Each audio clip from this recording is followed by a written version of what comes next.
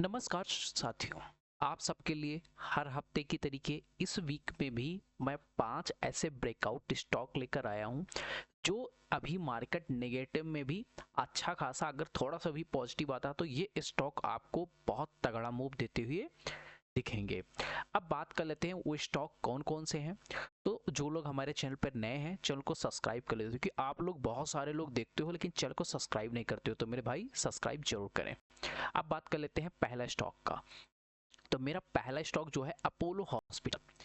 ये previous day में मतलब प्रीवियस वीक में दिया था मैं आप सबको।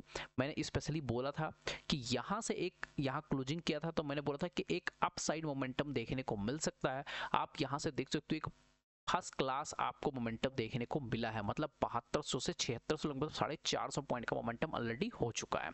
अब अपोलो हॉस्पिटल की मैं बात क्यों अपोलो हॉस्पिटल के बारे में पहले देख लेता हूँ। पहले यहाँ पर चार्ट में देखने की कोशिश करता हूँ तो 50 मूविंग एवरेज और 200 मूविंग एवरेज के ऊपर चल रहा है।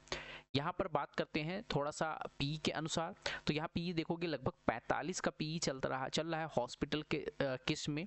लगभग इसको देखोगे तो 60 का पी है, थोड़ा सा महंगा है बट स्टॉक फंडामेंटली बहुत अच्छा है। क्वार्टरली रिजल्ट की बात कर लूँ तो बहुत अच्छे आप देख सकते हो। प्रॉफिट मार्जिन अभी दिसंबर में आया है, 15% का प्रॉफिट मार्जिन यहाँ पर देखने को मिला है।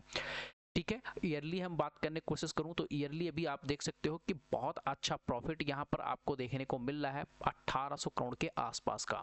ठीक है, बैलेंस शीट में देखने की कोशिश करोगे तो उधार लेकर रखा है 79,000 के करोड़ के आसपास, 9,000 इसके पास रिजर्व रखा है। कैश फ्लो पॉजिटिव है, इससे और अच्छा चीज हो नहीं सकता। प्रोमोटर होल्डिंग देखने की कोशिश करोगे थोड़ा सा निगेटिव है 28% के आसपास, बट एफआई और डीआई यहाँ दबा के भरे हुए हैं, मतलब 7% अगर घटा दो तो बाकी चीजें जो है बड़े इंस्टीट्यूशनल बायर यहाँ होल्ड करके चल रहे हैं। तो मैंने क्योंकि अपोलो हॉस्पिटल जो है अभी हमें क्या करना चाहिए अपोलो हॉस्पिटल में, तो यहाँ पर देखने की कोशिश करोगे तो मैं इसीलिए आप सबको हमेशा बताता रहता हूँ क्लियर कट। अब यहाँ पर देखोगे तो बढ़िया सा एक पैटर्न बन रहा है। ठीक है, जो यहाँ पर रेसिस्टेंस हो रहा था उस रेसिस्टेंस के ऊपर होल्ड कर रहा है।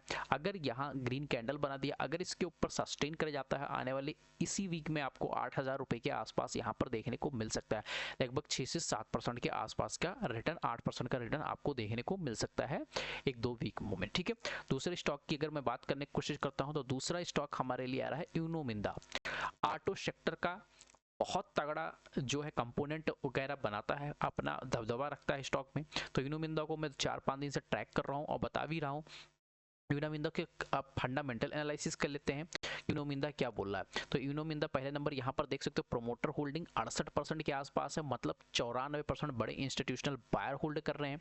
कैश फ्लो देखने की कोशिश करोगे तो कैश फ्लो अभी निगेटिव आया है, इसके पहले ऑलरेडी पॉजिटिव था। यहाँ पर क्वार्टरली रिजल्ट की बात कर लूँ तो क्वार्टरली रिजल्ट यहाँ देखने को सेल्स ग्रोथ इतना आया है, मतलब 11% के आसपास डबल डिजिट में प्रॉफिट ग्रोथ दिख रहा है। फिर कंपैरिजन कर लेता हूँ 27-28 का पीई चल रहा है, बट यूनोमिंदा का महंगा है, मतलब डबल मतलब महंगा दिख रहा है स्टॉक, क्योंकि इन्होंने अच्छा खासा दिखा रहा है। क्योंकि इसमें देखोगे तो संवर्धन का 39-45 सबका चल रहा 70 के आसपास, यूनोमिंदा का 61 मतलब रीजनेबल है, इतना बड़ा है नहीं। क्या देखने की कोशिश करोगे तो 50 मूविंग एवरेज के ऊपर सस्टेन कर चुका है, इसलिए मैं इस लिस्ट में लेकर आया हूँ। अब यहाँ पर देखने की कोशिश करोगे क्यों मैं दे रहा हूँ, एक अच्छा सा पैटर्न यहाँ देखने की कोशिश करोगे तो एक बढ़िया कप एंड हैंडल पैटर्न का यहाँ ब्रेकआउट होते और यहाँ पर मार्केट सस्टेन कर रहा है, लगभग 4 से 5 दिनों के आसपास यहाँ होल्ड कर लिया है।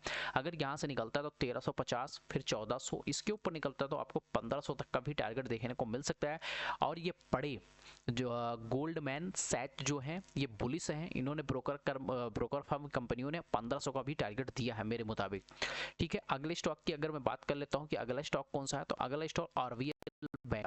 अब आरबीएल बैंक के बारे में बात करने की कोशिश करता हूँ तो स्टॉक का पी 29 के आसपास चल रहा है। यहाँ पर देखने की कोशिश करोगे बुक वैल्यू इसकी 257 के आसपास है, तो बुक वैल्यू से थोड़ा सा ऊपर है, ज्यादा चीजें नहीं है। यहाँ पी की बात कर लो तो 16 का पी चल रहा है प्राइवेट सेक्टर बैंक का। इसमें से देखोगे तो सब लगभग बहुत ज्यादा है, सिर्फ ये तो आईडीबीआई बैंक है जो कम है, दूसरा है फेडरल बैंक कम है, बाकी तो थोड़ा ठीक है। सबसे महंगा आरबीएल बैंक लग रहा है जो थोड़ा सा चीजें इसमें हैं। ठीक है, यहाँ पर आप देखने की कोशिश करोगे रेवेन्यू ठीक ठाक है, यहाँ पर कोई दिक्कत वाली चीज़ें नहीं है। 10 साल का प्रॉफिट ग्रोथ 22%, यहाँ पर सेल्स ग्रोथ प्रॉफिट ग्रोथ 13%। ठीक है, 5 साल का ये देख सकते हो CAGR 5% के आसपास है, तो ठीक है, उतना बुरा भी नहीं है। क्योंकि यहाँ पर मैं इसलिए लेकर आया हूँ कि यहाँ पर अगर देखने की कोशिश करोगे तो 21% यहाँ पर FI होल्ड कर रहे हैं, 39% यहाँ DI होल्ड कर रहे हैं, गवर्नमेंट इतना कर रही है, मतलब 60% के आसपास ओवरऑल। इसमें बहुत बड़ा मैं टारगेट लेकर नहीं चल रहा हूँ, इसीलिए RBL बैंक में इसके ऊपर अगर 313 है, अगर इसके ऊपर हाई के निकालता है तो मेरा फर्स्ट टारगेट 330 उसके आसपास होगा। इसके ऊपर होल्ड कर गया तो ये 350 तक का भी आपको टारगेट देखने को मिल सकता है। तो आपको स्टॉप लॉस छोटा सा यही लो, अपना स्टॉप लॉस होल्ड कीजिए। इसके अनुसार आपका 1/2 का टारगेट मिनिमम आप यहाँ पर मेंटेन करके चलिए। फोर्थ स्टॉक की अगर मैं बात कर लेता हूँ कि फोर्थ स्टॉक मेरा कौन सा है, तो फोर्थ स्टॉक मेरा है ब्लैक बक। अब ब्लैक बक के अगर बारे में बात करता हूँ तो ब्लैक कैप 29 का पी चल रहा है, तो पी और यहाँ देखोगे 29 के पी के अनुसार यहाँ पर 33 का पी चल रहा है। ठीक है, 2 ही स्टॉक इसमें आ रहे हैं जो कि ट्रांसपोर्ट रिलेटेड सर्विस का काम करते हैं। एक ब्लैक बक है, एक कर्नेक्स माइक्रो सिस्टम है, तो उससे सस्ता ये है, जो कि एक अच्छी चीज है। यहाँ पर प्रॉफिट ग्रोथ देखोगे कंटिन्यू तीसरे 3, 4, 5 सालों से लगभग 25% के ऊपर दिख रहा है, और लगभग कंपनी देखोगे तो 4 सालों से लगातार प्रॉफिट में है।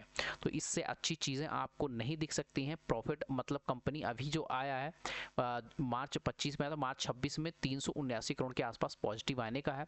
तो कंटिन्यू कंपनी पहले बहुत ज़्यादा लॉस रहती थी, धीरे धीरे लॉस को अभी कवर कर ली है, मिनिमम ना के बराबर यहाँ निकल के आया है। आपकी जो 47% का रिजल्ट बताया जा रहा है, जो आने की संभावना पिछले 5 साल का प्रॉफिट ग्रोथ 23% है, तो जो कि ठीक ठाक है, कोई उतना बुरा चीज़ें है नहीं। अभी यहाँ पर देखने की कोशिश करोगे प्रोमोटर होल्डिंग 25%, FI 28%, 13%, तो मतलब ज़्यादा फंडामेंटली मैं नहीं बोल सकता हूँ ब्लैक बक को, बट एक चीज़ है कि यहाँ एक अच्छा पैटर्न मुझे दिख रहा है, इसलिए हमने इस स्टॉक को लेकर आया हूँ। यहाँ से मार्केट ने सपोर्ट लिया, सबको ट्रैप किया है।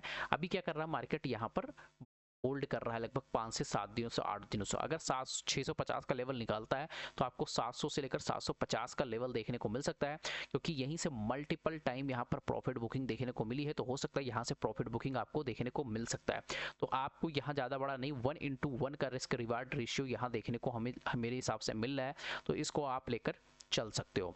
अब लास्ट स्टॉक की अपने बात कर लेता हूँ, तो लास्ट स्टॉक मेरे लिए निकल के आया है लार्सन एंड टब्रो, इंफ्रास्ट्रक्चर का लीडर कंपनी है। ठीक है, तो इसमें लगभग मेरे हिसाब से पूछोगे मैं 4500 का टारगेट दे रहा हूँ। बहुत फंडामेंटल, बहुत जबरदस्त स्टॉक है। आप देख सकते हो ये बढ़िया राउंडिंग बॉटम पैटर्न बना दिया, होल्ड कर चुका है। अगर ये 4200 के ऊपर निकलता है तो पहले 4300, फिर 4400, ये फिर 4500, तो यहाँ से एक अच्छा रिटर्न आपको यहाँ पर देखने को भागते हुए स्टॉक देख सकता है, क्योंकि अभी मार्केट में अच्छा खासा बजट भी आया था। तो इस वजह से मैं यहाँ पर लगभग मान के चल रहा हूँ 8 से 10% का रिटर्न आपको यहाँ पर देखने को मिल सकता है। अगर वीडियो अच्छा लगा हो लाइक शेयर सब्सक्राइब करना ना भूलें। मिलते हैं नेक्स्ट वीडियो में, बाय बाय, टेक केयर।